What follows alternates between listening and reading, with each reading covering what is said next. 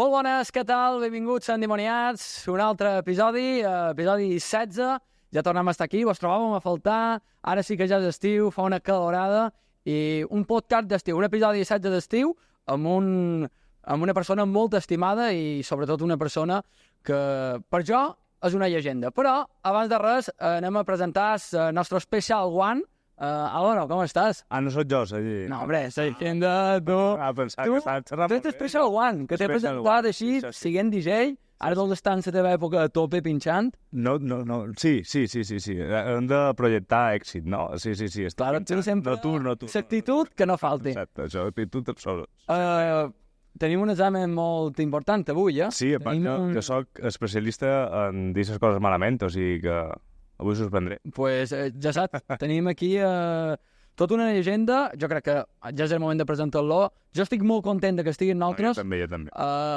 Don Gregorio Manzano, bienvenido, ¿cómo estás?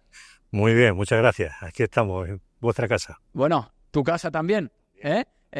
Porque pues, fueron 7 temporadas que estuviste aquí, ¿no? Eso es. O sea, es tu casa prácticamente. La conoces más tú que yo, creo, ¿eh? Bueno, muchos momentos, claro. Muchas momentos historias. Buenos, momentos no tan buenos. Siempre ha habido de todo. Pero vamos a repasar. Pero esto es como la vida, ¿no? Yo creo que la vida tiene cosas buenas, cosas malas.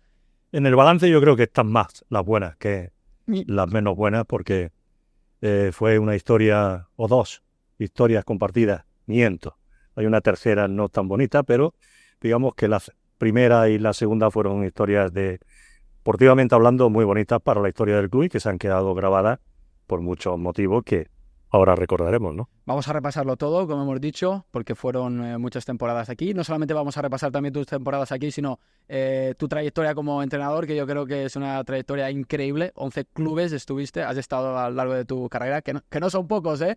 Y clubes muy distintos, los vamos a ir repasando, pero te quiero preguntar porque no sé si... ¿Cuánto tiempo hacía que no visitabas, que no pisabas Somos? Pues desde que en pretemporada nuestra, en la Superliga China, vinimos con el de los 3 equipos que hemos entrenado allí en China, el último, en el 2018. En esa pretemporada trajimos al equipo aquí y creo que estuvimos viendo un partido que jugaba el Mallorca en casa y es la última vez que pisé con aquel estadio todavía no tan bonito y remodelado como lo está actualmente, ¿no? O sea, el estadio era el antiguo, para decirlo de alguna manera. Cuando has pisado este nuevo estadio, quiero que me digas 2 cosas.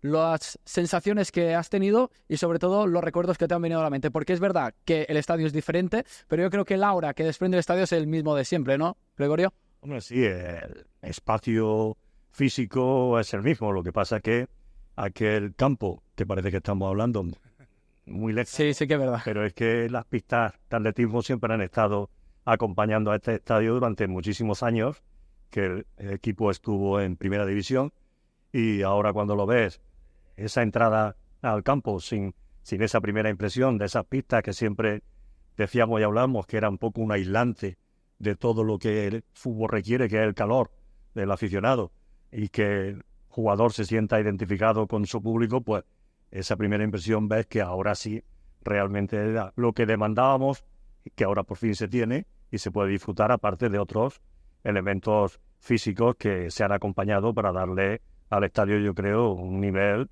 de primera división en todos los órdenes, ¿no? Te gusta cómo ha quedado, ¿no? Y el recuerdo que te ha venido cuando has vuelto a pisar Somos, porque ya hacía bastante tiempo, lo visitaste siendo entrenador, ahora, pero ¿cuál es tu primer recuerdo que te ha venido? Lo primero que hemos venido es a ver la sala de trofeos, antes que el estadio. Y ahí... Y ahí ya es cuando hemos visto la copa que... Tu vieja amiga, ¿eh? Ahí está, bueno, pues esa sala de trofeos, lógicamente que el club ha ido cosechando a lo largo de toda su historia y preside, pues, primero porque es más grande que todas y segundo porque está en el escalafón más alto ese título tan bonito que conseguimos, que ahora va a ser unos pocos días y unos pocos años que lo conseguimos, ¿no?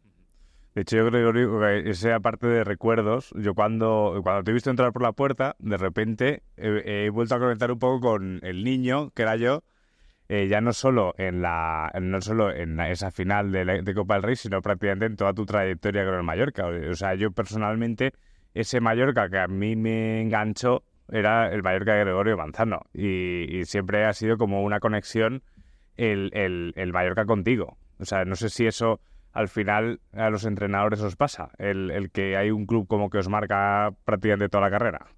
A mí personalmente sí.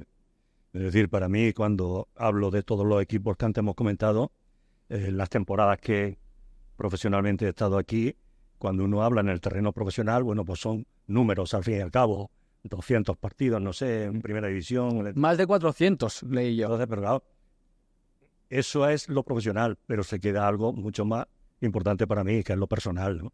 Entonces, a través de todo ese tiempo ha habido un contacto permanente con muchas personas de las de entonces que todavía se mantienen, que vengo aquí, que las saludo, que nos llamamos, que estoy en contacto y, bueno, que tengo mi casa aquí. Claro. Con eso lo digo todo de lo que ha sido no solamente el terreno, como te digo, profesional, sino ya es mi vida aquí, que cuando hablo de Mallorca, bueno, pues ya estaba chateando en la comida con alguien, cuando le he puesto una foto donde estaba comiendo, me decían, ¿qué? ¿Vas a fichar por el Mallorca? ¿Qué? La gente me asocia con Mallorca, y cuando en algún momento me encuentro a personas en cualquier sitio, pues las personas, así por decir un poco de tu edad, para entendernos, gente, coño, la Copa del Rey del Mallorca, es decir, la gente lo asocia en ese sentido de ese hecho deportivo importante, pero del tiempo que he estado aquí, claro. Sí, no, o sea, al final es asociar también lo que decías al principio, ¿no? Que yo al menos intento siempre quedarme con las cosas buenas de todas las etapas. Y, o sea, cuando te decía que yo te conectaba siempre con el Mallorca, es eso. O sea, yo recuerdo una temporada que vuelves, es que me estoy adelantando con cosas, bueno. pero recuerdo una temporada que vuelves que al final consigues salvar al equipo. Claro, o sea, yo no sé qué años debía tener ahí, no creo que llegase a los 14 años, creo. Entonces, claro, al final la historia que yo voy montando en mi cabeza alrededor tuyo con el Mallorca es esa, es la del entrenador, es Manzano el entrenador del Mallorca, ¿no? Luego ha habido más equipos, pero yo siempre que te veía por televisión decía, bueno, es nuestro entrenador. Entonces, al final esa conexión, y luego dices que tú tienes esa conexión con la isla, yo creo que significa muchas cosas. Ahí en ese sentido, esa época de la que hablamos, la historia del Mallorca, estuvimos, entre todos los técnicos, jugadores, directivas, etcétera, 16 años consecutivos en primera división. Claro. Digamos que es la época un poco de más, entre comillas, gloria seguida en primera división, con muchos acontecimientos, ¿no? Ojalá este nuevo caminar después del ascenso último lo supere y esté mucho más el club en esa primera división, que en su momento, cuando yo me enfadaba, entre comillas, con los periodistas, sí, algunas veces, lo que era el rifirrafe diario de tantas entrevistas y la amistad, como yo decía, no nos tenemos que olvidar dónde estamos, que cuando lo perdamos, os vais a acordar de cuando perdamos la primera división. Se metían conmigo. Bueno, ahora ya con el paso del tiempo está prescrito todo, ¿no? Y mira por dónde sucedió, desgraciadamente, eso que yo comentaba, ¿no? ¿Por qué? Porque creo que fuimos un equipo, en mi punto de vista, y quizás personal, y no soy objetivo, sino subjetivo, que creo que hicimos temporadas magníficas jugando al fútbol. Creo que se vieron futbolistas magníficos jugando al fútbol. Y creo que siempre salíamos a ganar. Y no es porque yo ahora lo diga que era el entrenador, sino que mi primera orden a los jugadores era, vamos a ganar, no tengáis miedo. Y de hecho, pues ganamos mucho. Claro. Y ganamos a muchos equipos, y ganamos a muchos equipos grandes, hicimos grandes historias. Y yo creo que la gente disfrutaba con aquel Mallorca de distintas temporadas, ¿no? Y bueno, pues dentro de la época sí quitamos la primera con la consecución del título de Copa. En la segunda, en esa trayectoria ya más un poquito larga, pues hay que decir que, cuando tú bien decías, cuando llego en esa segunda etapa, que es cuando Héctor Cooper se va, y tenemos un primer partido con el Málaga, en Málaga, y después venía el Real Madrid aquí, es decir, la entrada era traer las ventas, y el primero es el Miura, el segundo es el Miura multiplicado por 2. Pues cuando lo sacamos esos partidos, salimos del descenso, por así decirlo, y desde ese minuto 1 que el equipo estaba colista hasta la temporada 10, que es la última, que el equipo se quedó quinto por el Sevilla, que nos quitó la Champions. Efectivamente. Lloré en ese partido. Digo por más que entendamos lo que era desde un punto de aquí a un punto de aquí. Toda esa trayectoria hubo un caminar, hubo un trabajo, muchos problemas institucionales, muchos económicos, ni te cuento. Pero bueno, en lo deportivo yo creo que lo que tú dices, todas las personas que en esa edad tantos años vivieron al lado del equipo, pues se queda un recuerdo muy bonito, como tú decías. Gregorio, hablábamos de hacer cosas grandes, que el club hizo cosas grandes. Una de ellas, como tú bien has comentado, es esa Copa del Rey que conseguisteis incluso en cuartos eliminando al Real Madrid por 0-4, creo que es, o 4-0. 4-0. Fue tu primera temporada que ganáis la Copa del Rey. Cuando tú llegas a esa temporada, las sensaciones del equipo es de un equipo que aspiraba a poder ganar a este título de Copa del Rey, o tú te podías imaginar, o fue a medida que iba avanzando. ¿Cómo fue un poco el contacto con el equipo? Un milagro. ¿Lo viste un milagro? ¿No era complicado? No, te comento, digo, eres un equipo donde cuando ese año 2002, la temporada 2002-2003, sí, de la que estamos hablando, llegamos donde el equipo la temporada anterior se salva en la última jornada. Eso es. Contra el Real Valladolid aquí en casa. No es que se salva, es que en la jornada 37 y media estaba en segunda división el Mallorca. Le ganan la segunda parte al Valladolid y se queda en primera división. Cuando llegamos aquí, pues empezamos a conformar el equipo con las dificultades que ya se habían visto que había tenido ese equipo para salvarse. Y dentro de esa primera impresión, pues hay que empezar a trabajar en pretemporada con los jugadores, con el tema económico, y bueno, pues como todos los equipos en su momento, o al menos ese año, pues no pudimos trabajar, digamos, en su totalidad con todo el equipo. Pandiani, por ejemplo, nos llega el día antes de comenzar la temporada. Luque se va 2 días antes de comenzar la temporada. El tema de Harold Lozano, que lo traemos también tarde. En fin, hay una serie de situaciones que el equipo no estaba hecho. No iba todo rodado. No, bueno, pero tuvimos que la primera jornada no viene el Valencia, que había sido el campeón de Liga, aquí en casa, y nos gana porque tenía mejor equipo y porque nos gana. Bueno, pues no pasa nada, la jornada 1 pues nos gana el Valencia en casa, pues seguimos caminando. Nos vamos a Vigo y el Celta nos gana otra vez en Vigo 3-1 porque nos gana, porque es un buen equipo y en su casa nos gana. Pero es que viene el Atlético de Madrid. Y nos hace, creo recordar, 0-4.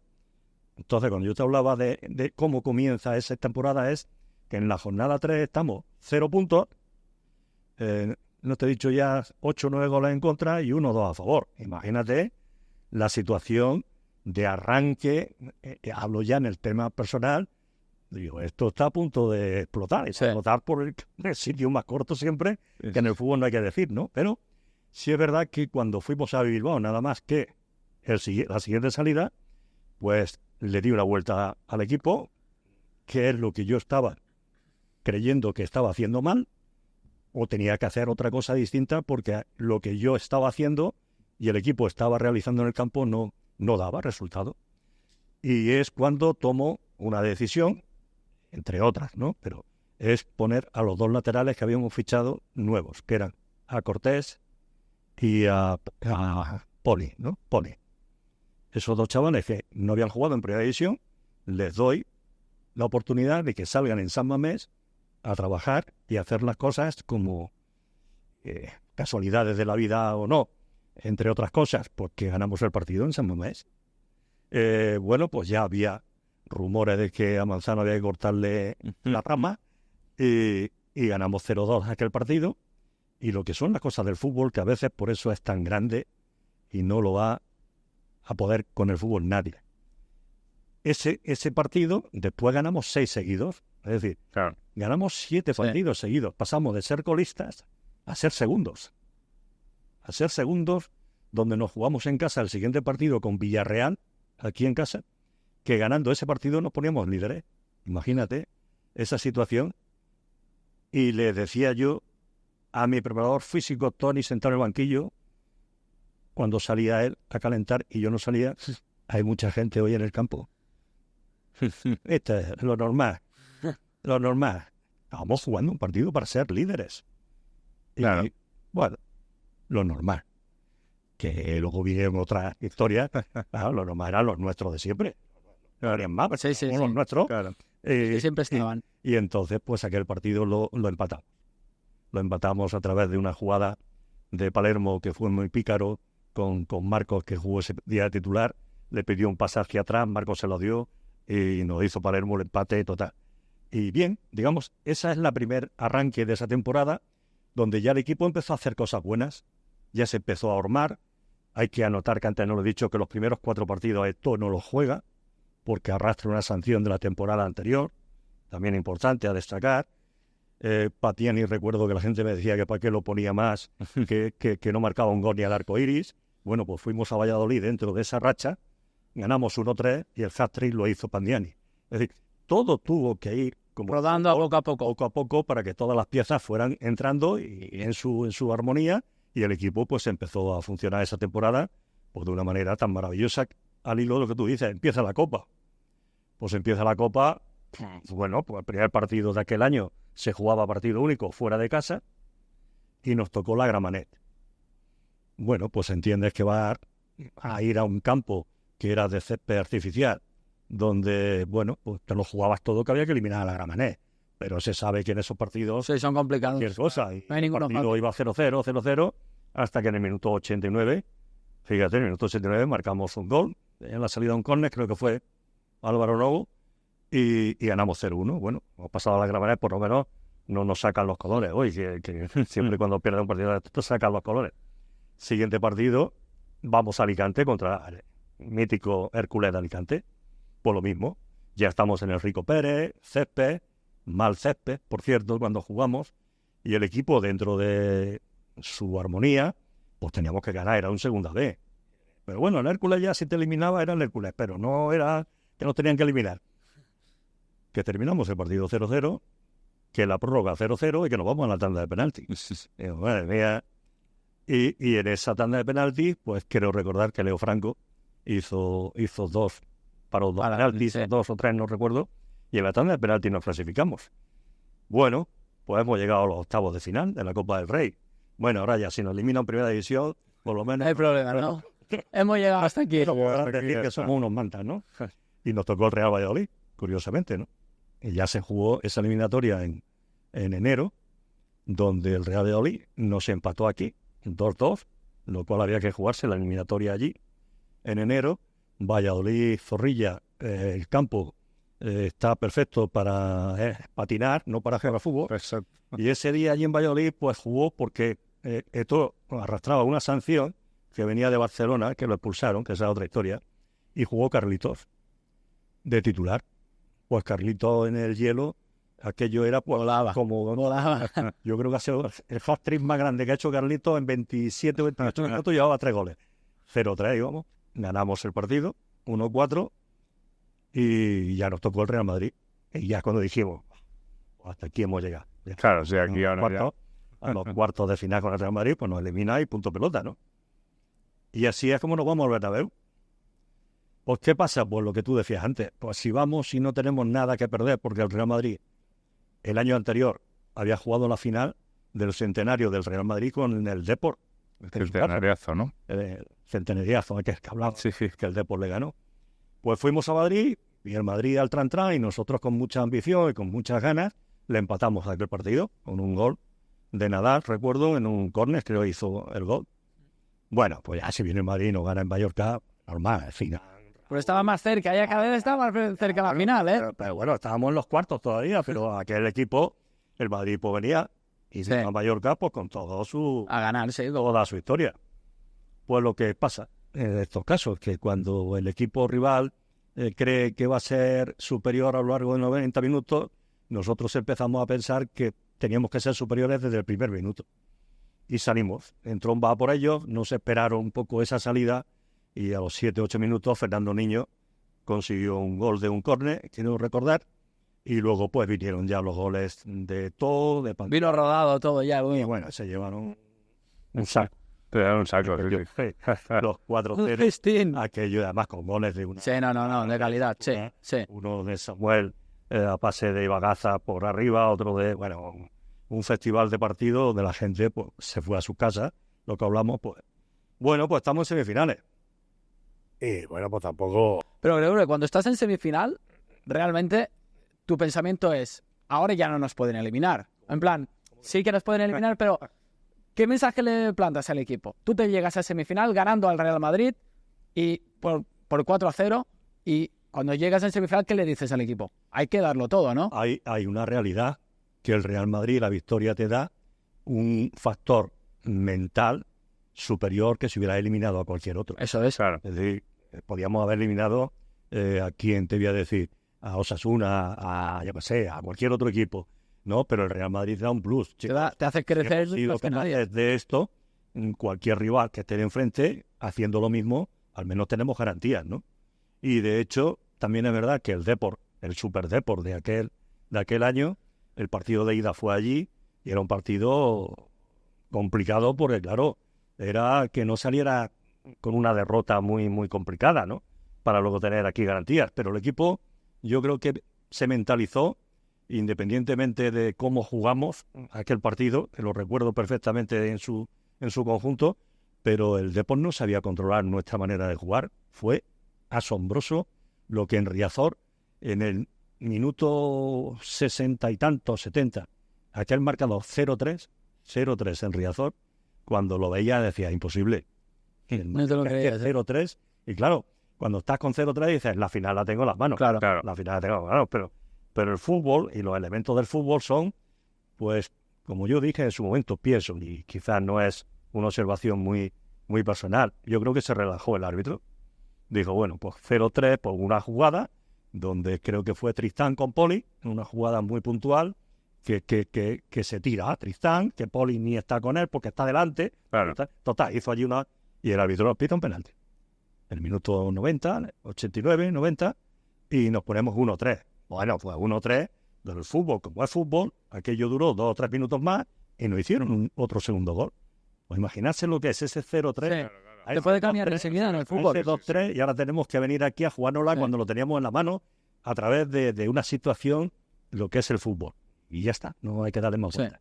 Pero bueno, nosotros aquí en casa ya con nuestra afición, y ya sí era la previa, era el preámbulo de la final, otra final, ¿no? Pero claro, aquellos Fran, aquel Donato, bueno, Oscar de Vila, todos, aquel Super Deport, pues te podían hacer un roto en cualquier momento, ¿no? Aguantamos lo que no estaban los de Cristo en el partido con nuestra ventaja, pero nos marca Fran. Nos marca Fran y nos ponemos 0-1, lo cual el partido es que si hace el Depor otro gol, estamos fuera. Y con el 0-1 teníamos prórroga, por entonces era así.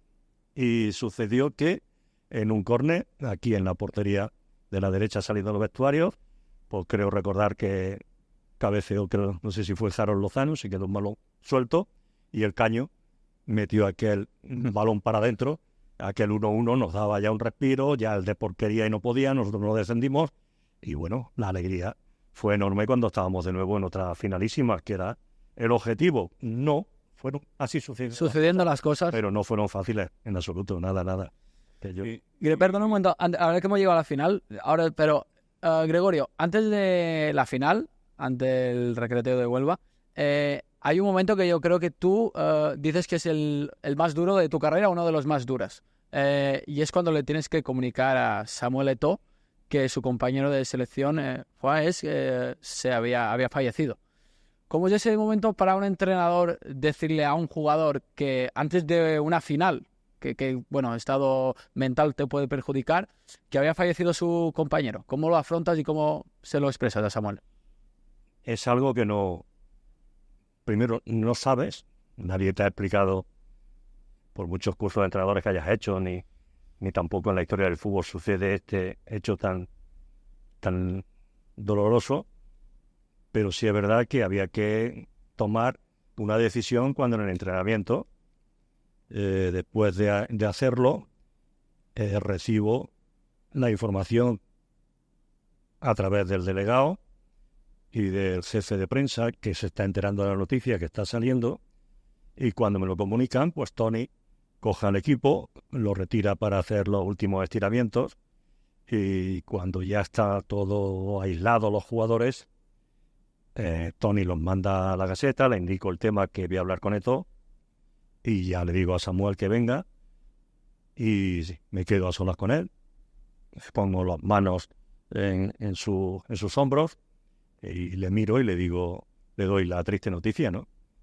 Digo, ha fallecido tu compañero, creo que era un partido Camerún con Colombia, si la memoria no me falla, y claro, se quedó, recuerdo, mirando al infinito, un shock de esto que dice, ¿qué me está diciendo este hombre, no? Y se quedó, ¿cómo? ¿Qué ha pasado? No. Y le dije, es lo que nos acaban de comunicar, digo, para que ahora cuando salgas, todas las noticias están ahí. Y digo, pero bueno, Samuel, creo recordar que le dije, si después de entrenar te quieres ir, estás en tu derecho de irte. Y si no, digo yo, mi consejo es que te quedes, juegues la final, la ganes y se la dediques a tu compañero. Pero lo que hagas, Samuel, bien hecho está. Se quedó, no articuló más palabras. Y claro, al salir ya, pues todo el mundo no habló con nadie, los compañeros ya se enteraron, hablaron con él y bueno, todo el mundo esperando a ver lo que él decía, en definitiva, ¿no? Y dentro de lo que era como jugador Samuel, ahí demostró lo que era también como persona, que también esto tiene sus dos variables, ¿no? Y como persona hizo lo que todo el mundo ya vio, que se quedó, no solamente que jugó e hizo la final que hizo, sino que fue un poco esa luz que iluminó al equipo en esa final que para su compañero, primero para nosotros, pero para sus compañeros no solamente él luchó, sino luchamos todos, porque es muy difícil en esa situación ponerse en la piel de un jugador que ha sido compañero tuyo y ha recibido esa noticia. Y la final, dentro de la alegría lógica del final, Samuel tardó muy poco en ducharse, muy poco en coger su petate y muy poco en irse al aeropuerto de Alicante y volar para París, que así lo hizo, ¿no? No estuvo con nosotros en la celebración, pero la copa se quedó en Mallorca. Lo importante. Y claro, conociendo estas historias y también todo el camino hacia la final, me vienen a la cabeza algunas declaraciones de gente como desmereciendo la final por ser un Mallorca recreativo de Huelva. ¿Qué opinas tú de todo eso? Pues qué opiniones hay para todos los gustos, en el sentido que tengo que decir que el Recreativo de Huelva en Liga no le ganamos ninguno de los dos partidos, dicho sea de paso. Es decir, que parece que cuando hablas con un rival es como si ese rival no hubiera hecho méritos también a su vez para haber llegado a esa final, porque también eliminó, entre otros, a Osasuna, Atlético de Madrid, en fin, que hizo partidos importantes para llegar a esa final. Lo que pasa que como había descendido en Liga, pues parecía como que y nada más lejos de la realidad. Si yo tuviera que jugarme una final con un equipo que está herido por descender, su orgullo y su honor lo salva intentando ganar la Copa a un rival que a su vez en Liga no le ha ganado. Tú fíjate, centrándonos en ese partido, es decir, las variables que hay, que tú vienes de chulito, que le has ganado al Madrid y al Depor, vienes de chulito, de guapito, que tú eres el favorito, y el otro está descendido con un dolor que te, ¿me entiendes? Que quiere resarcir todo eso, ¿no? Pero que encima en las luchas entre los dos no le ha ganado. Mucho cuidado, ¿eh? Sí. Mucho cuidado que a veces las situaciones, si no las preparas bien, no las ejecutas bien, no las desarrollas bien, lo que ahora estamos hablando que todo fue alegría y felicidad, podría haber sido el mayor desastre de la historia, ¿no? Exacto. Y la verdad que salió el equipo bien. Aquel penalti que le hicieron a Samuel, precisamente, que marcó Pandiani, nos puso ya un poquito de más claridad, pero le anularon un gol al Recreativo, ¿eh? Sí, en el minuto 40-41 a Sisco le anularon un gol. Anulado está, porque ya está escrito, pero podría haber sido gol, ¿eh? Sí. Perfectamente. ¿Me entiendes? Y hubiera sido un empate y hubiera seguido el partido. Luego ya la verdad que el Recreativo al final, en la segunda parte, se lanzó un poco por el partido y nosotros en 2 contras con Samuel pues hicimos aquellos 2 buenos goles que ganó. Pero yo creo que para nada hay que desmerecer lo que hemos contado, el desarrollo propio de la Liga, ni al rival por ese motivo que acabo de comentar. Claro. No, y al final yo creo que la parte bonita que tiene el fútbol son historias como esta. O sea, que un Madrid o que un Barcelona lleguen a una final de Copa o ganen un título de Liga, pues bueno, entra dentro de la normalidad, ¿no? Entonces, que dos ciudades que no están acostumbradas a tener un partido de ese calibre, pues yo creo que es una cosa que hace justicia también al fútbol, que yo creo es el fútbol que nos enamora a todos, que es un poco el fútbol nuestro, el fútbol local. Y luego también, cuando comentabas ese inicio de Liga, me ha venido a la cabeza también todas esas sensaciones que son los partidos de fútbol Imagínate que en lugar de perder los 3 primeros, ganas los 3 primeros y luego pierdes los 3 siguientes. ¿Cómo cambia la historia? ¿Cómo cambia el ánimo? Que eso también se ve a día de hoy también. O sea, vamos, pues si hablamos de actualidad del equipo, hemos hecho una primera vuelta increíble y una segunda vuelta nos ha dejado mal sabor de boca. Si hubiese sido al revés, estaríamos ahora mismo todos, vamos, tirando cohetes. Sí, ¿no? Como lo que ha hecho el Valencia un poco, ¿no? Efectivamente. Que la primera vuelta ha sido mala y la segunda ha sido espectacular. Gregorio, hemos hablado ahora de tocar la gloria, pero como hemos dicho, como en el fútbol como en la vida, hay momentos buenos y momentos malos. Uno de los momentos malos yo creo que podemos decir, es esa última temporada donde no se consigue la permanencia. Y tú has hablado que yo me gustaría que tú como entrenador que estuviste en ese equipo, cuando las cosas no funcionan, cuando el equipo no funciona o tu idea no acaba de calar en el equipo, nómbralo como quieras.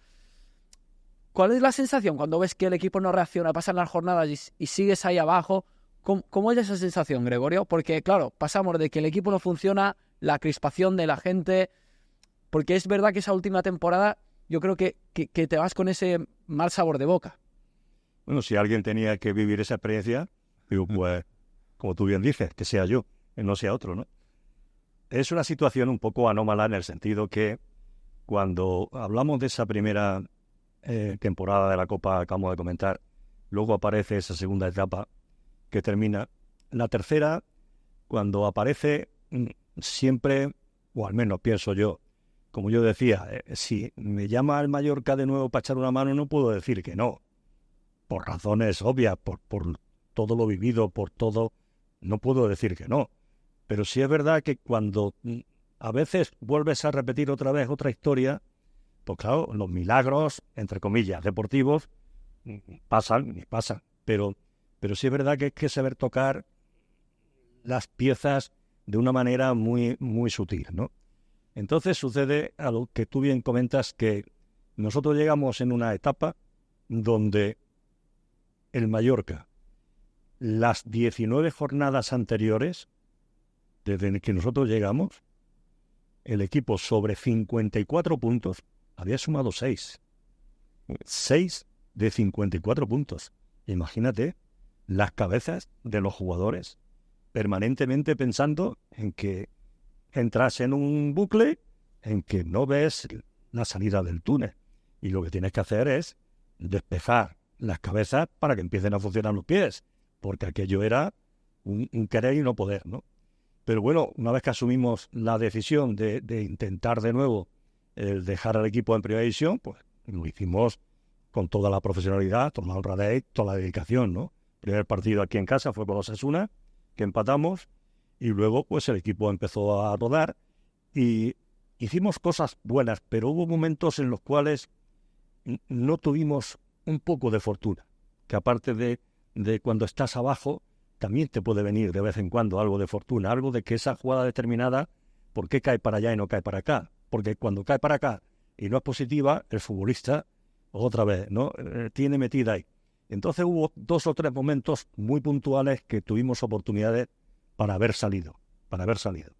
Y luego hubo para mí un partido importantísimo, eran todos, pero fue aquí en casa contra el Getafe. Íbamos ganando 1-0, nos empataron, bueno, pero luego el árbitro nos pitó un penalti a Núñez, de estos que ahora con VAR, si lo hubieran visto, Núñez las manos atrás, cogidas de lateral, un balonazo, y aquella jugada nos pitaron un penalti, minuto 30 y tanto ya de la segunda parte. El equipo se puso 1-2 y aquello fue un mazazo ese partido, porque ya no es que pierda el partido, es la semana, el lunes, el martes, el miércoles, porque ves que es injusto lo que ha pasado, ¿no? Pero seguimos hacia adelante y luchamos hasta tal punto que llegamos a la última jornada vivos. Sí. Es decir, nadie podía decir que conforme estaba el equipo y podíamos estar descendidos a falta de 3 o 4 jornadas, pero en una última jornada había 4 o 5 equipos luchando por la permanencia en ese final, y precisamente nosotros jugamos aquí con Valladolid, que ganamos el partido 4-2, pero hubo un partido, creo que fue en Balaídos, donde el Celta, con el Español, creo que empató, y a nosotros nos alejaba ese marcador. Si hubiera ganado el Celta, hubiéramos quedado en primera división. Pero nos quedamos en el puesto 18. en la antesala. Dicho esto, una vez hablando de números y de matemáticas que no sirven para nada, pero la realidad es que la media de puntos que hicimos en las jornadas que estuvimos al frente del equipo, la media de puntos multiplicada por 38 jornadas, por hacer la cuenta a la vieja, nos hubieran dado 43 puntos, nos hubieran dado salvación. Es decir, esa media de puntos hubiera sido de salvación, pero conforme llegamos, no llegamos a esa media de puntos. Y se vio aquella noche tan desagradable que nadie queríamos, pero bueno, si alguien teníamos que estar al frente del equipo por todo lo vivido y por todo lo que, pues fui yo, y eso está ahí, y no tengo nada más que decir, ¿no? Pero como entrenador, hemos hablado ahora del ámbito del equipo, pero como entrenador, ¿cómo vive un entrenador el día a día el hecho de ver que estás ahí, que la cosa no funciona? ¿Tú cómo lo vivías? Cuando terminaba el partido, se perdía la crispación de la grada, tú te ibas a casa, ¿cuál era tu sensación? ¿Cómo lo vivías? Vivirlo desde el punto de vista profesional del análisis del partido, pero luego desde el punto de vista mental, ¿no? Mental y motivacional para los jugadores. Nunca había que tirar la toalla en ningún momento, porque si el entrenador baja la cabeza y lo ven muerto, los jugadores no le siguen Van detrás, ¿no? El primero que creía en lo que estábamos haciendo y en lo que realmente queríamos conseguir era el entrenador, ¿no? Y detrás iban todos. Y de hecho todos los futbolistas en ese año, cada uno con su aportación más o menos, pero todo el mundo luchó porque el entrenador creía en eso y porque el entrenador en ese caso había vivido ya en esta casa esa experiencia anteriormente, ¿no? Y con muchos ejemplos le demostré que se sacó aquel año, ¿me entiendes? Lo que pasa que sí es verdad que hay una diferencia, que aquel año fue unas jornadas antes, entre comillas, y esto ahora es hablar por hablar. Yo creo que si hubiéramos llegado unas jornadas antes al equipo, lo hubiéramos. Entrenador que toca la gloria con la Copa del Rey, y no solamente con la Copa del Rey, muchas temporadas salvando el equipo, pero de lejos, quedando en el top 10 de la Liga. Es verdad que ahora hablábamos de esa última temporada, pero yo te quiero preguntar, tú, ¿qué recuerdo crees que tiene la afición de ti? ¿Con qué recuerdo crees que se ha quedado? ¿Con el Gregorio Manzano, que les dio tantas buenas temporadas y que les dio esa Copa del Rey? ¿O ese Gregorio Manzano que vino para intentar salvar el equipo y no lo pudo salvar? Hombre, no te puedo contestar fielmente a lo que la afición en general pueda tener de mí, sino que formo parte de una historia ya más que centenaria, que es la del Mallorca, donde he formado parte de esa historia junto con muchos otros entrenadores que también han hecho su trabajo, ¿no? En todos los aspectos, y que yo he aportado en esa trayectoria que para mí ha sido la más larga dentro de la historia de Primera División del Mallorca por los años que hemos estado. Pues hay muchos momentos, ¿no? Podríamos quedarnos con la Copa del Rey, por supuesto, por encima de todo, ¿no? Que es lo más significativo, lo más grande, ¿no? Pero hacer temporadas como hicimos ganando en el Bernabéu, en el Nou Camp, en Mestalla, en San Mamés, en el Sánchez Pizjuán, es decir, esos son hechos históricos que en la historia de Mallorca están escritos con letras de oro. El hacer 10 partidos consecutivos, creo que fue el récord, ganando en casa, otro récord aquí, el tener el récord de aquel 7-1 precisamente al Recreativo de Huelva, no ya en el partido anterior, sino después que lo hicimos, pues también, no sé, hay más récords por ahí que de goles en una temporada, de hacer el mayor número de puntos. Nosotros hay una temporada, creo, que es la 8-9, es que hay tantas que la memoria no me falla, pero en la cual terminamos coristas, que es cuando traemos, creo recordar, a Dudu Aguate, y éramos coristas con 13 o 14 puntos, problemas con el presidente Vicente Grande que se iba, líos institucionales, y estábamos coristas. Bueno, pues la segunda vuelta que hizo el equipo, creo que fue de Champions, es decir, de estar colistas a que si en la segunda vuelta hubiera habido una clasificación, el equipo era de Champions. Nunca en la historia del fútbol ha sucedido eso. Claro. Un equipo siendo colista haga esa avanzada, por decirte también en temas puntuales que estamos hablando, ¿no? Y por eso te digo que hay tantos momentos puntuales de los que hemos vivido que digo, ¿con cuál me quedo? Yo con todos, ¿qué quieres que te diga? Sí, no, y al final también, yo creo que también pasa un poco como con las relaciones. O sea, la gente muchas veces se acuerda de su expareja por el final de la relación, que no era a lo mejor pero lo importante es todo el camino vivido. Y yo creo que en este caso hay muchísimo camino recorrido, y lo que tú comentabas, con muy buenos momentos, algunos no tan buenos, pero yo al menos como aficionado... Sí, y yo creo que cuando miras hacia atrás pesan más los buenos, ¿no? Sí, todo lo bueno, al final te acuerdas como debería ser. Sí. Yo cuando Gregorio Manciano se me viene a mente éxito, y te lo digo verdad, no sé. Sí, no, eso, éxito de mallorquinismo. Yo al menos es así como aficionado y ahora como parte de este podcast. Y yo te quería preguntar, no sé si has estado siguiendo un poco el equipo últimamente y cómo estás viendo también el trabajo que está haciendo Yagoba con los chicos. Bien, en líneas generales bien. Yo creo que ha habido un cambio. Cuando hay un cambio de entrenador, siempre todos los cambios necesitan su tiempo de adaptación en todos los órdenes. La institución tiene que adaptarse a lo que el entrenador quiere, el entrenador a la institución, a la afición, a todo lo que conlleva esa primera entrada de un entrenador, y ahí está la clasificación, ¿no?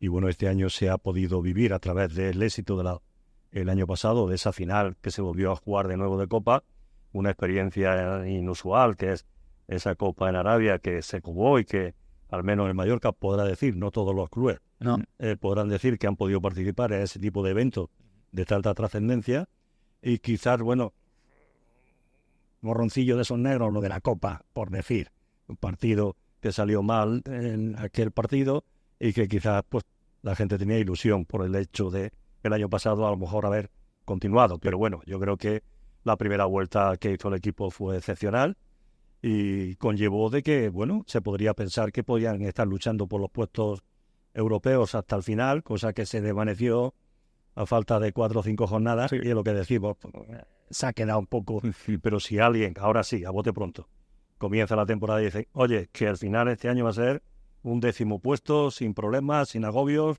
lo hubiera firmado. ¿Por qué? Porque dentro de lo que es la norma del club, o todos los clubes, si los ponemos relación de economía que tienen, de presupuesto, yo creo que ahí estaba, entre el 8 y el 12, por decir, el Mallorca podría entrar en esos parámetros, de 8 a 12, ¿no? O sea, quedar en el 10, para mí, una temporada magnífica.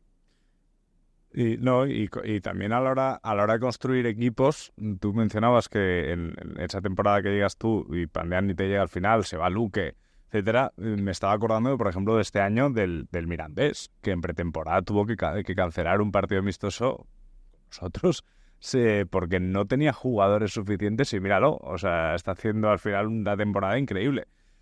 ¿Cómo es toda esa parte de construir un equipo casi a contrarreloj? Hay muchas variables que intervienen. No hay un modelo en el cual dice, leche, este es el modelo, este lo voy a seguir. Es decir, ¿qué sucede? Te pongo un ejemplo al lío que tú dices, Mirandés. Nos vamos a Girona.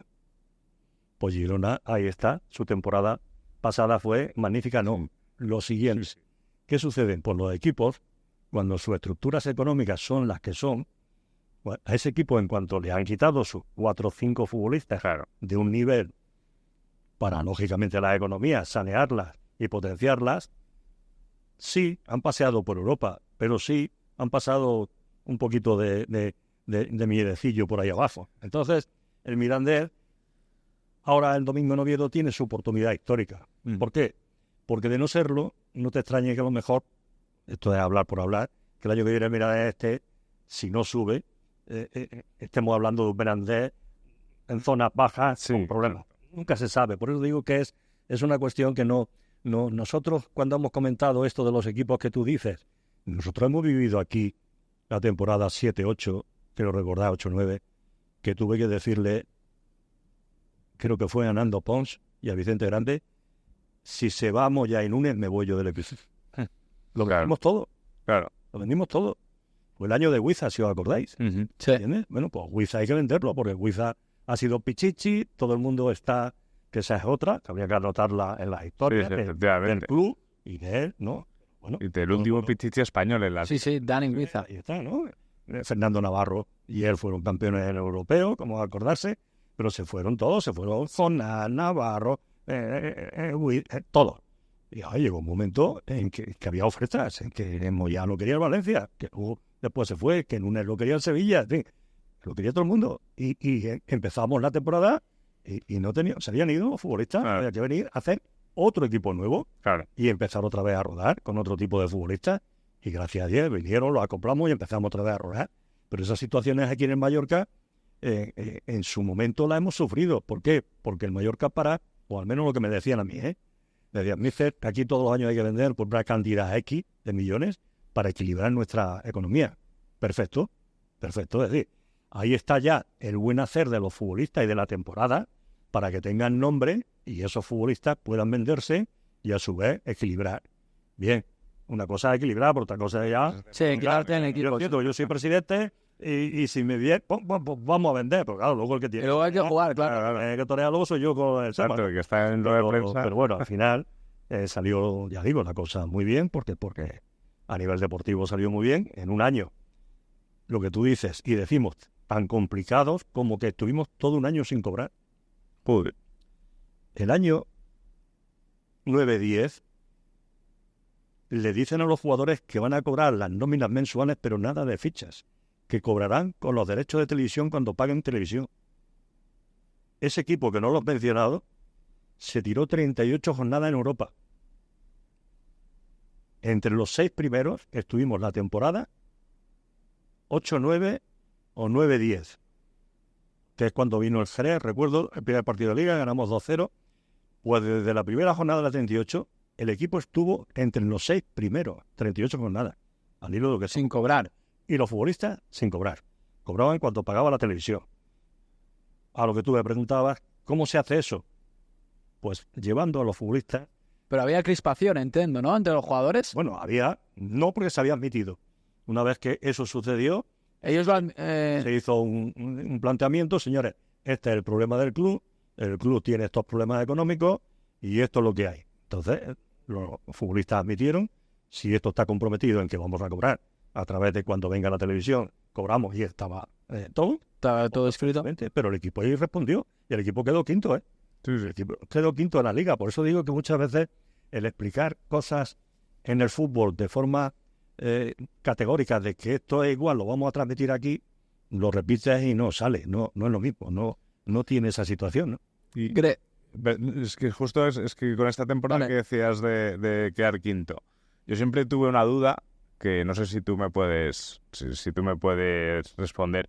¿Crees que si a la temporada siguiente hubiésemos jugado UEFA como nos hayamos ganado perfectamente en el campo, la situación del club hubiese cambiado al año siguiente? O sea, yo en mi opinión, y eso es totalmente opinión, creo que el no jugar UEFA ese año ya hizo que el club pues no ingresase el dinero, que podría haber cambiado mucho todo lo que vino después. No sé si estoy equivocado o no.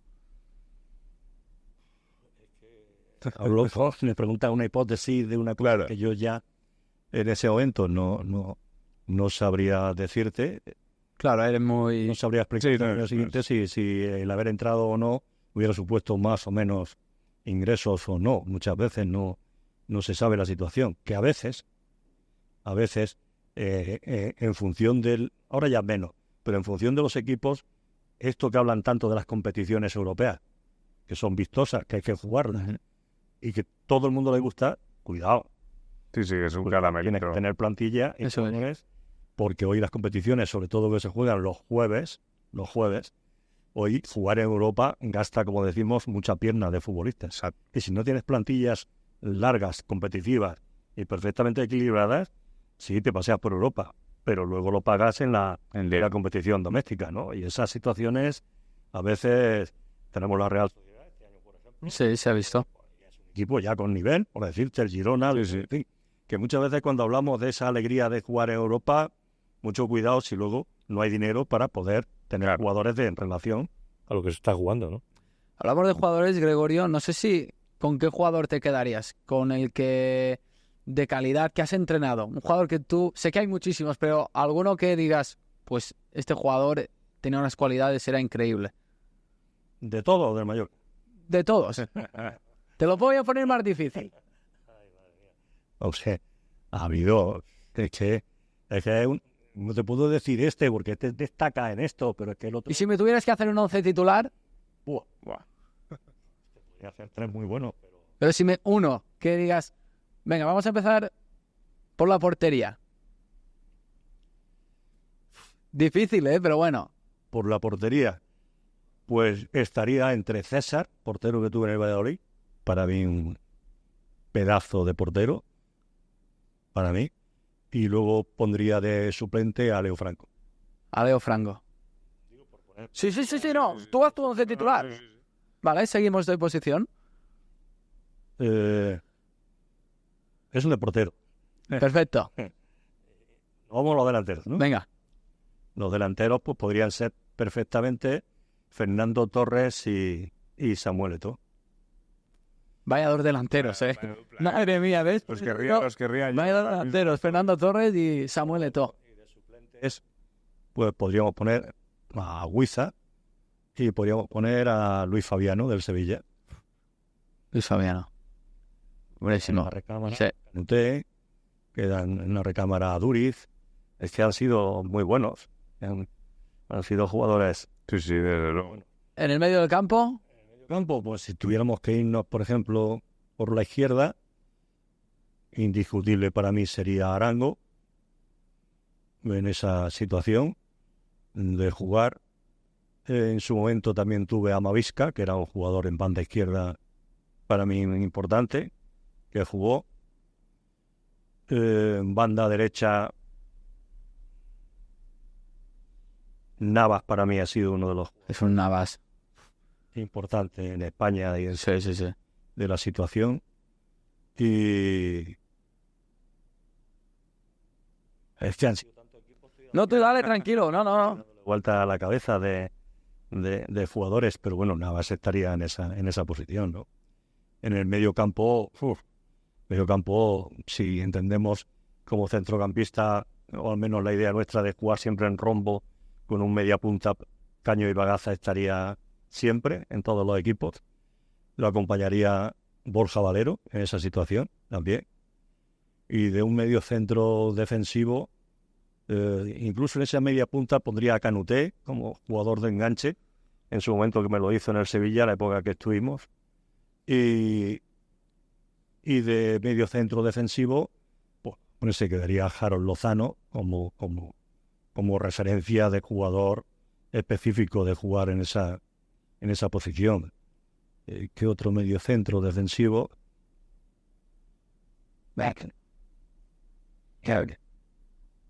¿Sí? ¿Caminero? Gavi, sí, van para allá. Gavi. Había entendido Caminero y Caminero en banda derecha con Gavi del Atlético de Madrid, ¿no? Caminero en banda derecha podría estar también en esa posición, ¿no? Y por eso digo, Gavi Sí. en posición de medio centro defensivo, que lo hicimos debutar en el Atlético de Madrid. Y luego nos quedan los centrales. Por los centrales ha habido mucho de muchas.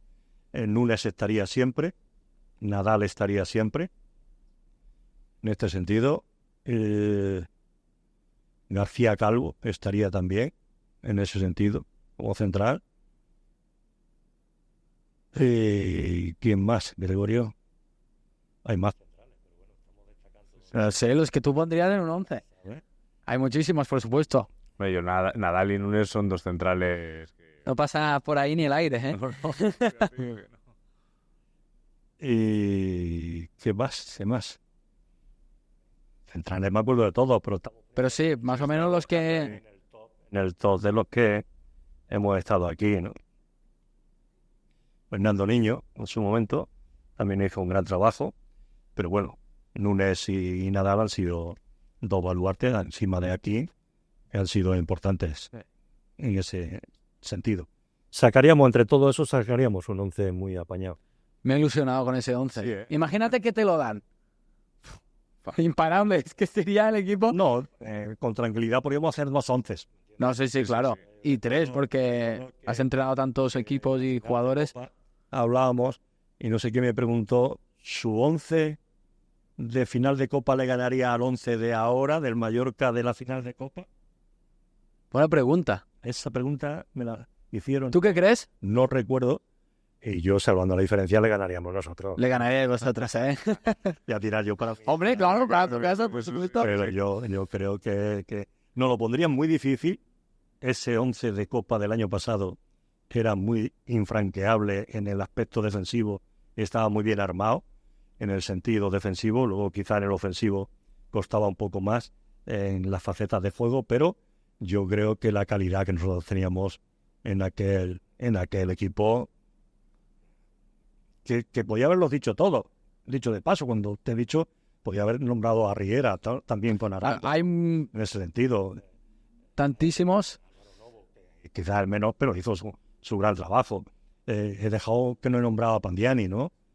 A ver, es que claro, son más de 400 partidos en Primera División. Hay muchísimos jugadores, me imagino, ¿no? Y, Gregorio, una de tus facetas es entrenador, y no sé cómo te llevabas con los árbitros. ¿Cómo era tu relación con los árbitros? Bien porque tenía un amigo en Jaén, en mi provincia, ¿Sí? que era árbitro, que era Prado García, ¿no? Y resulta que José Luis Prado García, que habíamos estudiado juntos y tal, pues llegó a Primera División, y cuando yo llegué, pues ya estaba. Fuimos compañeros de la escuela de entrenadores, tomábamos cerveza, cenábamos, hablábamos de fútbol. Entonces, esa empatía con los árbitros cuando hablábamos, pues bien, normal. Pero como le dije una vez, no vuelva a pitarme más, mucha amistad, pero no gano un partido contigo. Entonces, tonterías las precisas. Y bien, en relación a los árbitros, yo sabía sus dificultades. Discutía mucho con ellos porque es que cuando te pones a hablar con ellos siempre llevan razón. Yo decía, no podéis ponerse en el tema nuestro, que cuando cometéis un error, que lo podéis cometer, Claro. pero cuando eso lo sufre el entrenador con su equipo, el lunes, el martes, el miércoles, Lo arrastra, exacto. tienes que estar tú con los jugadores a través de un error, que no es voluntario, sino que no deja de ser un error, pero que vosotros vais a vuestra casa, podéis tener un día malo, coño, me equivoqué, pero el entrenador que tiene que estar Exacto. con esa historia, digo, entonces, a ver, digo, además sois jueces, no tenéis que cometer errores. Bueno, bien, hemos mantenido charlas y, bueno, unas más que otras, pero bueno, sigo todavía manteniendo relación con ellos y hablando. Mateu Laoz estuve hace poco con él, cuando también ha tenido sus jaleos últimamente, y ahora Rafa Guerrero, la semana pasada estuve también con él. En fin, mantenemos relaciones, me recuerda siempre Rafa la famosa frase. Sí, sí. Joder. Pero bueno, bien, en línea general bien. ¿No? ¿Y qué te parece? Porque tú decías que los árbitros son personas, son humanos, cometen errores, ¿no? Pero el fútbol ha avanzado y ha avanzado a unos niveles, pues que hay unas herramientas para intentar cometer los mínimos errores, que aún así se siguen cometiendo, y aún así los árbitros, me pongo en su lugar, y no entienden si una cosa es penalti, si no es penalti, lo llaman, hay un lío. Yo te pregunto a ti, Gregorio, un hombre de fútbol de verdad, del de antes. ¿Te gusta más el fútbol de antes o el fútbol de ahora cuando hablamos de toda la tecnología que se ha implementado en los partidos? Yo pondría, fíjate, no soy diplomático, pondría un término medio. Es cierto que tenían que venir ciertas normas a subsanar ciertos errores para que no fuera el resultado injusto en cuanto a una situación que puede ser corregible. Ahora, de ahí a que todo sea analizable en su conjunto, hemos llegado en que el fútbol se ha desvirtuado en cuanto a su esencia fundamental. Entonces, es decir, hay un aparato que mide lo que es el fuera de juego. Sí, Pues me parece correcto, oye, porque cuántos no partidos hemos ido a la casa unos y otros diciendo esto está en fuera de juego, esto Sí. está en fuera de juego, ¿me entiendes? Y cuando Y aún así nos acordamos, sí. Sí, pero eso lo admite todo el mundo. Es decir, si a mí que esa norma tampoco podemos decir, no, ahora es que ha habido una punterita. A lo mejor en 300 veces que ha habido el VAR, que no lo sé, a lo mejor hay 2 jugadas de punterita. Sí. Porque significativamente ese no es el fundamento, es que si todo el mundo admitimos que esa máquina dice que es eso, ¿qué es eso? La máquina de lo que es el gol de portería, que es normal que haya una regla que el balón, la norma se dicta así, ¿no? Pero en el transcurso, pues se han ido, creo, llevando esta situación que tendría que ser más puntual y específica a ser general. Y ya cuando entramos en las manos pegadas, no pegadas, el hombro, entramos ya en discusiones, incluso en jugadas, donde, y esto es lo que voy a decir, quizás no sea correcto, el árbitro en el campo ha empeorado, porque Depende de lo que le digan los de arriba. No tiene criterio él. yo no me la juego, yo puedo estar viendo una jugada y si no hubiera VAR seguro que la hubiera pitado como hubiera creído conveniente, ¿eh? No voy a decir ahora Sí. ni bien ni mal, pero asumo la responsabilidad y la pito. Pero ahora no asumo esa responsabilidad. Como sé que dentro de un minuto me van a decir y tal, entonces, en cuanto a la calidad arbitral, para mí están más relajados porque hay un aparato que les está llevando un segundo árbitro. Sí, tal vez están esperando que les avisen, ¿no? Entonces, Y es verdad que no tienen... Yo creo que tendrían que matizarla. Hemos entrado en otra variable, ahora con el Mundial, ahora otra variable. Muchas cosas, ¿eh? Hablar al público. Sí, es decir, muchas cosas. pues esto no es la NBA, en un campo cerrado de baloncesto, esto es un estadio que hay 100.000. Ahora ya hay que explicarle a todo el mundo que la mano que ha sido, que yo no la he visto, Sí. pero la han dejado de ver. Entonces yo creo que estamos llegando a una etapa nueva del fútbol, que tenemos que adaptarnos, pero que muchas veces los que no somos tan antiguos no pensamos que hubiera llegado tan rápido y tan de esta forma como ha llegado. ¿No? Bueno, hay que ir terminando, pero sin dejar pasar que un entrenador que había estado siempre en la Liga Española llega a un punto que decide marcharse a China, lugar donde yo quiero viajar. Y tú has estado allí. Por lo tanto, ¿Dónde puedo comer? no, ¿te imaginas? ¿Dónde me puedo hospedar? A ver, Gregorio, ¿cómo es el fútbol allí en China? En principio, cuando decidimos marchar, pues era una aventura. Una aventura, ¿por qué? Porque nadie tenía conocimiento en España de lo que sucedía en China, en el fútbol en concreto, nada más que a través de alguna información esporádica de que Camacho había estado allí unos partidos, unos meses de seleccionador, incluso un jugador nuestro de Sevilla, que era Canuté, había estado. Sí. Yo ya había tenido anteriormente ofertas de China, pero no me atrajeron, no me sedujeron porque me llamaron de Shandong, me llamaron de otro sitio. Pero cuando llegó la oferta de Beijing, primero, pues la analizamos, primero porque era la capital. Y la capital de Pekín a efectos es la capital. Segundo, porque era un club serio en el sentido de que pagaba a la gente, importante, en el sentido... Muy importante, lo más importante es que te paguen, si no te pagan ya no hace falta ir. Claro, porque si son informales, entonces para eso te quedan en tu casa. Eso es. Y luego, en el sentido de cuando dimos el paso en concreto es porque tuvieron la delicadeza de venir a España 2 veces a hablar conmigo, lo cual demostraban una cierta seriedad de querer, ¿no? Fuimos los primeros españoles en llegar a la Superliga China.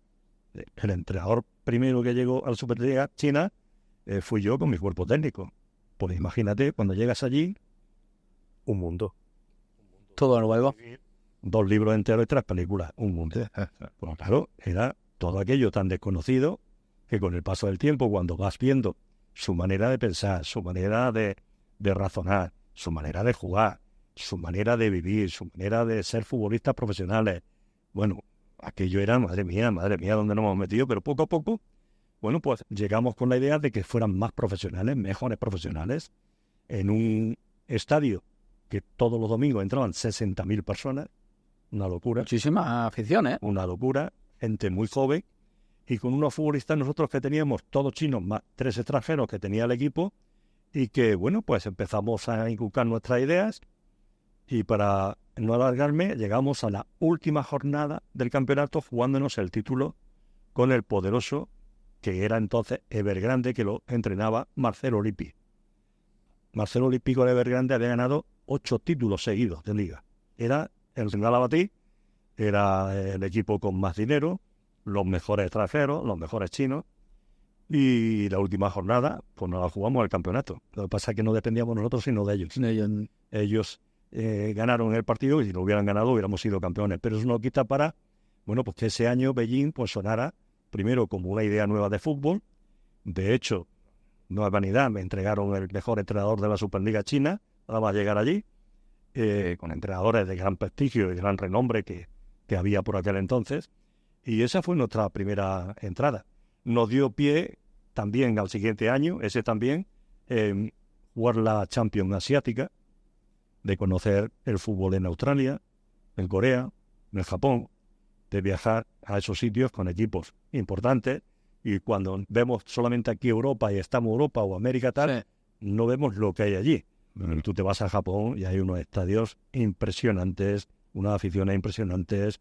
En Corea, y te cuento, Australia quizá un poquito menos, pero pues bueno, ahí está. Australia, Corea y Japón, en todos los mundiales están presentes. China no está. ¿Por qué? Porque yo creo que no han sabido estructurar el fútbol desde la base. Yo creo que se han confundido. De hecho, en la temporada que estamos en Shanghai, la siguiente temporada, metemos al equipo después de 7 años en Champions y la selección viene a hablar conmigo. Para llevar la selección en el Mundial de Rusia. Y cuando nos ponemos a hablar, pues claro, yo trato de razonarles que me dicen en mitad de las jornadas del campeonato de la liga que tenían que querían ir a Rusia.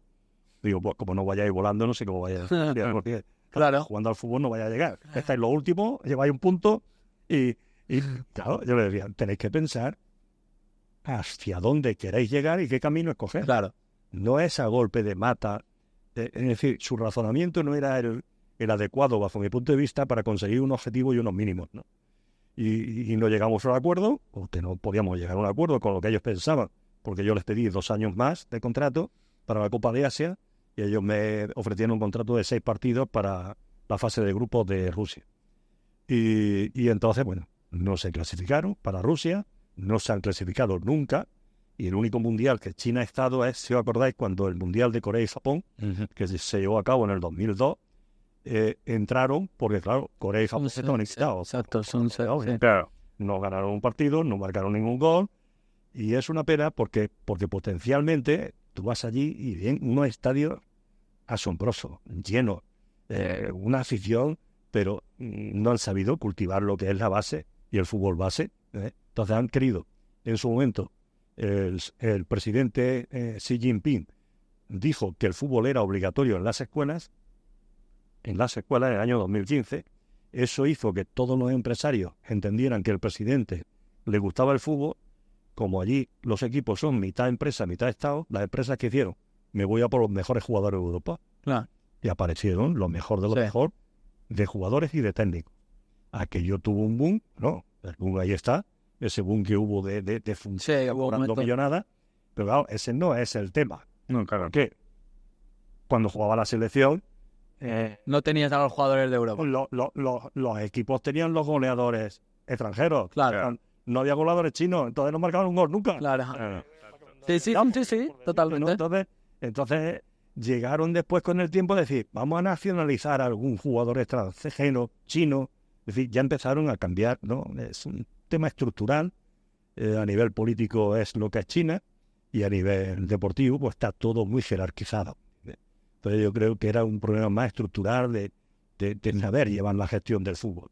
Y creo que se han perdido en el camino con otras condiciones también, de corruptela, de historias que han salido últimamente, y es una pena porque potencialmente el fútbol, si China dijera de tirar hacia adelante, nadie lo pararía. Habría potencial. Pero, amigo mío, creo que según lo perdieron, hemos tenido nosotros la oportunidad de vivir 5 años allí, 5 años.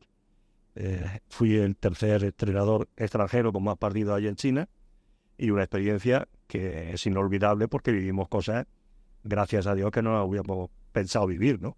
Y bueno, fue una experiencia bonita, sí. La verdad que la decisión cuando se tomó, creíamos que íbamos a estar para acá pronto. Y mira, ahí quedasteis. ¿Fue bien? Estuvimos bien, muy bien, la verdad que sí. Tienen que ir a China. Es verdad que tengo ganas de ir y a ver si este próximo año puedo ir, ¿eh? Yo estuve hace años, yo estuve hace años. Voy a intentar ir. Increíble. Y yo simplemente, sí que me genera mucha curiosidad de lo que es la ¿qué comía? afición. Ah, vale. Sí, de comer. Lo que es la afición china, comparándola, por ejemplo, con una afición europea, es muy diferente la manera de animar o la manera de apoyar al equipo o de criticar al equipo cuando las cosas no van bien. Son más de jugadores. Ajá. Es decir, que allí, en gran medida, aparte de que apoyan a los equipos, pero ellos, su ídolo son los jugadores. Yo recuerdo en Beijing, uno de los partidos, tenía un veterano en el banquillo y en uno de los partidos, recuerdo que cuando salió a calentar todo el estadio, seguí, me preguntaba, no, es que es su ídolo, Shao, un futbolista que había venido a Alemania, era un tío fenomenal, un tío... Es más de jugadores, de tener ellos su ídolo, independientemente de que era una afición muy joven. Y ya había eran 20 los mayores no los veían, ¿no? Y lo de la afición es un tema muy curioso porque porque allí en las aficiones locales, cuando van las visitantes, las separan, están solas, ¿no? Entonces hay 2 huecos al lado, como yo decía, digo, y esos huecos en el campo, dice, para que los visitantes no se peleen con los de aquí. Mira que perder todos los domingos Claro. 10.000 entradas. Pues se pone una verja y ya está. ¿Vale? Pues nada, allí vacío, bueno, es algo. Es una mentalidad diferente. ¿Cómo puede ser que perdáis? ¿Por qué? No, esto es así, la disciplina aquí es esto, para que no se peleen y tal, y bueno, una historia. El himno antes de todos los partidos, el himno, la bandera, lógicamente, bueno, es para escribir Un libro. un manual. Pues algún día podéis escribir un libro, ¿eh? Gregorio. ¿Sí? Porque iba a decirte, es que hay 1000 historias, que estaríamos aquí hablando y hablando, porque creo que, de verdad, pues, cuando presentes el libro, aquí te esperamos, ¿eh? De hecho, los equipos, en todos los 3 equipos que estuvimos allí, han venido a Mallorca. Es decir, hemos hecho pretemporadas aquí, hemos jugado con el Mallorca B, hemos estado en la ciudad deportiva, Alfonso nos prestó las instalaciones, como he dicho antes, estuvimos aquí viendo algún partido, y entonces en pretemporada los traía entre Mallorca, nos íbamos a Marbella, y luego ya terminaba en Madrid. Una vez terminamos en Madrid, en la ciudad deportiva jugamos contra el Real Madrid B, y luego también lo llevé a Barcelona para jugar contra el Barça B. En fin, cuando he tenido oportunidad, lo he medio... Digo, venir para acá, hombre. Pero escúchame, luego se querían volver. O sea, Mallorca y Marbella debían decir, ¿qué es esto? Esto es un paraíso. Otro mundo. Cuando llegaban a Mallorca, se lo debían volver loco. Le decían, Gregorio, vete tú para allá, nosotros nos quedamos aquí. No copié esto que soy... No. Este para allá cuando le da probar el jamón. Ya. Claro, se come mejor aquí que allí, pero no. Uf, yo creo que diferente, ¿eh? Bueno, sí, es verdad, no se puede decir mejor, pero sí que es diferente, es verdad, Estoy ¿eh? seguro. Es verdad. Yo, el día 14 de febrero, Día de los Enamorados, es el primer día que volamos a Pekín. 14 de febrero del 2014. Vale, pues llegamos a Pekín, con el avión BES Pekín. Madre mía. Bueno, cuánta gente hay allí, ¿no? 24, 25 millones de personas allí. Bien, pues nos vamos al hotel, nos llevan, nos duchamos un poco, tal, venga, vamos a comer. El hotel de donde estaba el campo era atravesar una calle. Entonces nos llevan dentro de lo que era el estadio, lo mismo que en el Santiago Bernabéu existe la puerta 55, allí era puerta 20. Vale. Pues bueno, el español chino que venía con nosotros, nos estaba esperando ya el presidente. ¿No? Y entro, y lo primero que entro cuando veo es una cabeza de un toro. Ostras. Y un cartel de toro, de Manolete, de tal. El toro aquí, otro no sé qué de las Cibeles. Digo. Y era un restaurante español que había allí. Coño, medio que bien. Viene el metre, se presenta, que era chileno, hablaba español y había trabajado en San Sebastián, tal, que, hola, ¿qué tal? Encantado, tal. Digo, ¿qué van a tomar? Digo, una cervecita. Dice, ¿qué cerveza quieres? Digo, ¿tienes una Mount? Dice, ¿una Mount 5 estrellas? Digo, venga, una Mount 5 estrellas. Pues como en casa. ¿Sabes? Y tapita dice, ¿quiere un poquito de jamón? Digo, no me digas que tiene jamón. Dice, 5J. Digo, jamón.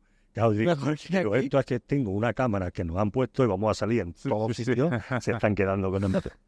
Desde ese día no nos faltó nada más que poner una cama en el restaurante. Todos los días allí. No salimos de comer allí, ¿sabes? Hombre, es que sabes que se come bien, ¿ves? Es que como en España no hay ningún... Aquella situación, digamos, nos salvó en primer lugar, porque claro, ¿sabes? No sabes dónde tienes que ir. Persona, bueno, cuando fue Rafael Nadal a jugar, estuvimos con él, no, Rafa, termina elimínatelo ya, que nos vamos a cenar, pues Rafa, todo el equipo, todos, nos fuimos allí, esperamos un homenaje, para que te voy a contar, el homenaje de Rafa allí, de Somé, de bebé, ¿sabes? Y digamos que ese sitio era nuestra referencia que nos salvó. Claro, vuestro refugio un poco a la hora de comer. Todo. Pues haznos una tortilla, pues vamos para allá, que va a botar.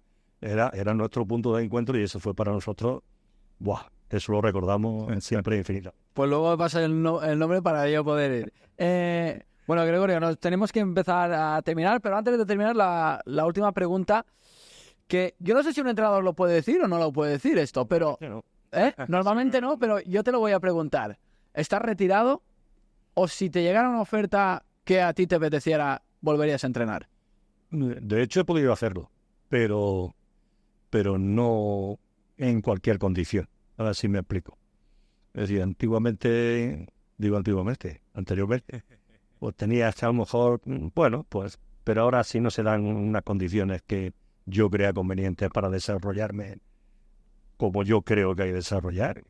Yo he estado con personas sentadas de equipos de primera división, como estamos ahora, y cuando he hablado, pues a lo mejor en otro momento hablaba de otra forma, ¿no? Sí. Pero ahora me siento y hablo y les digo, esto que yo pienso es así. Y a lo mejor el que está queriendo contratar es, y esto porque me lo dice, porque tengo la experiencia para eso. Claro.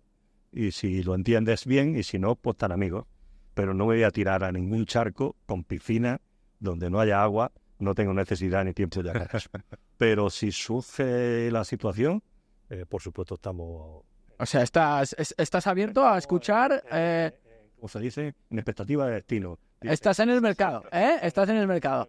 Bueno, pues está bien porque a veces un entrenador decir que se retira, porque lo hemos visto ahora hace poco con Joaquín Caparrós, con el Sevilla, que él mismo decía en rueda de prensa, decía que muchos decían que era mayor para entrenar, y decía, oye, no, es que yo ahora mismo es el mejor momento de mi carrera para entrenar, porque ahora sé más que antes, ¿sabes? Y es un poco...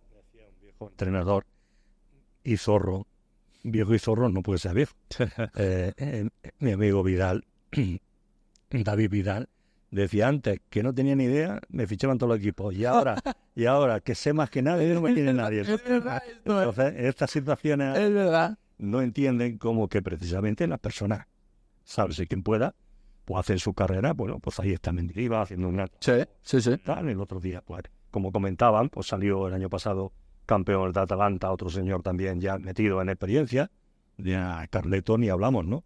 Digamos que los entrenadores también, cuando tienen su experiencia y tienen su Es un grado. manera, pues muchas veces eso también hay que saber aprovecharlo. Quien lo sepa ver. Quien lo quiera ver y que lo quiera Lo aprovechar. otro no hay que descartarlo, porque la gente viene apretando, los jóvenes vienen hacia adelante, pero yo creo que hay que tener un poco de ten con ten, ¿no? Las dos cosas son positivas para el fútbol, ¿no? Bueno, pues el mensaje que queda que Gregorio Manzano está en el mercado. Dicho esto, Gregorio, para finalizar, no sé si te ha quedado algo en el tintero, muchísimas cosas, yo también, Sí, o sea, pero yo estaría hablando de China. lo vamos a dejar para cuando ese posible libro que termines, te esperamos otra vez aquí, ¿eh? Pues vale. Lo vamos a hacer así, ¿eh? Vamos a ponernos en contacto, que vuelva Gregorio, que hay mucho que hablar. Vale, Gregorio, anteriormente, el invitado anterior dejó una pregunta, ¿vale? Para ti, sin saber que eras tú, por supuesto. La pregunta es, ahora aquí en verano, en el estadio, como has podido ver, hay conciertos. A ver qué te parece a ti que TRUI, una empresa mallorquina, haya venido aquí y ofrezca, ¿no?, en el momento de verano, que el estadio pues podría estar cerrado y vacío, pues se aproveche teniendo los conciertos y que la gente pueda venir a disfrutar de los conciertos. ¿Qué te parece a ti? Es la pregunta que dejó Miki de TRUI. Creo que como experiencia es positiva, en el sentido que los espacios, primero cuando son públicos y no privados, y en este caso al ser público, el estadio, pues tienen todo el derecho y el deber de sacarle rentabilidad, y si esa rentabilidad va para bien del club, nunca mejor dicho, de que tiene que ser bienvenida, ¿no? Ahora bien, siempre y cuando no molesten el césped. Lo van a poner nuevo, dijo, ¿eh? Que lo van a quitar todo y lo van a poner nuevo. Todo por partes, sí. Lo que te estoy contestando la pregunta es positivo, pero nunca sin dejar Eso de es, ojear totalmente. la situación. Dicho esto, te voy a contar yo otra historia de un concierto en China, para terminar al hilo. Ya te he respondido. Sí. Jugamos un partido en China y el sábado iba a un concierto, creo que era Celine Dion, Celine Dion. María Carey. Me apunta aquí mi musicalista. María Carey, ¿cómo va a venir María Carey el sábado a las 10 de la noche si mañana jugamos a las 7 de la tarde? Es imposible esto. Imposible. El campo va a estar fenomenal. ¿Cómo va a estar fenomenal? Va a estar fenomenal. Va a estar aquí 100.000 chinos aquí cantando. A ver. Bueno, terminó el concierto de María Carey. A la hora que terminase, a las 12:30, chinos arreglando el campo, no. Lo siguiente, toda la noche. Es decir, el campo a las 7:30 de la tarde estaba impoluto para jugar. Le digo, estos son mis chinos. Hay que decírselo a Miki, ¿eh? Entonces, Porque yo se lo pregunté y me dijo que no, que era imposible. ¿Ves cómo no era imposible? Dijo no. Y un día para otro no era. las cosas cuando se hacen, como bien están que lo hagan, pero que luego las cosas las dejen Queden bien. como tenían que estar. Así que adelante. Bueno, pues hay que hacérselo llegar a Miki, que dijo que no era posible de un día para otro. Pues mira, en China sí que se hace. O sea, no te que poner Mickey. ¿eh? Sí, hay que ponérselo. Gregorio, ahora te toca a ti dejar una pregunta para el siguiente invitado, que no sabemos quién va a ser. Esa es una pregunta al aire. Una pregunta al aire, pues que en el futuro del Mallorca, sea quien sea el próximo invitado, si cree que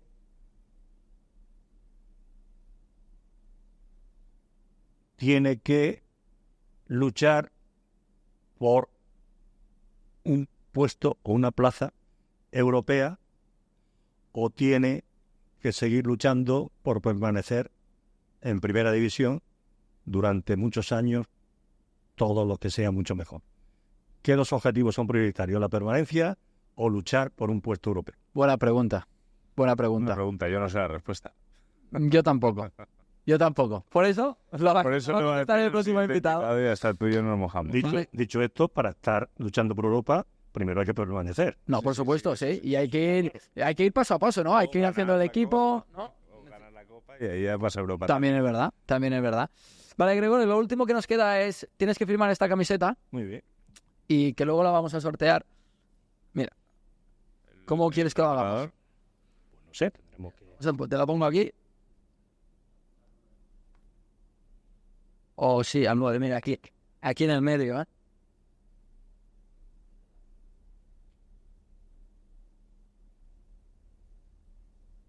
Mira, esta camiseta. La camiseta, solo falta nuestra firma, Llorens. Bueno, sí, solamente falta nuestra firma, pero mejor que no, porque la vamos a estropear. Bueno, Gregorio, ha sido un placer estar charlando aquí contigo. Hemos estado bastante tiempo, estaríamos mucho más, pero... Tampoco hay que abusar. No, eso es. Vamos a dejar un poco para la próxima vez. Esta es tu casa, ¿eh? Sí. Ya sabes, aquí te tenemos mucho cariño y contento que nos vengas a visitar. Que siga teniendo vuestro programa audiencia Ojalá. La va a tener, ¿eh? Cuando vea a Gregorio Manzano. La va a tener. Sí. Sí. y que sigáis trayendo buena gente y hablar siempre positivamente del Mallorca, que es una institución que creo que se lo merece porque representa no solamente a Mallorca, sino representa todas las islas, representa un sentir común, especial, y muchas de mis, entre comillas, guerras que en su momento tuve con ciertos periodistas, incluso políticos, era porque había que defender más algo que se lleva por toda España, que es Mallorca, por Europa cuando se ha estado, y eso no está pagado. Por tanto, hay que apoyar más desde las instituciones, desde el público y desde todo el mundo, y que sea un club grande, respetado como ya lo es, pero todavía un poquito más. Cada año exigirse un poquito más. Y ojalá podamos estar en alguna final de Copa otra vez, y ojalá alguna final europea. Todo Ojalá. puede llegar. Todo puede llegar. Dicho esto, Álvaro, Nosotros gracias. también, cada vez un poquito más. Cada vez un poquito más y... Cada vez más cerca del Onda. Claro. Ojalá. Venga. Gracias, Gregorio. Gracias a todos.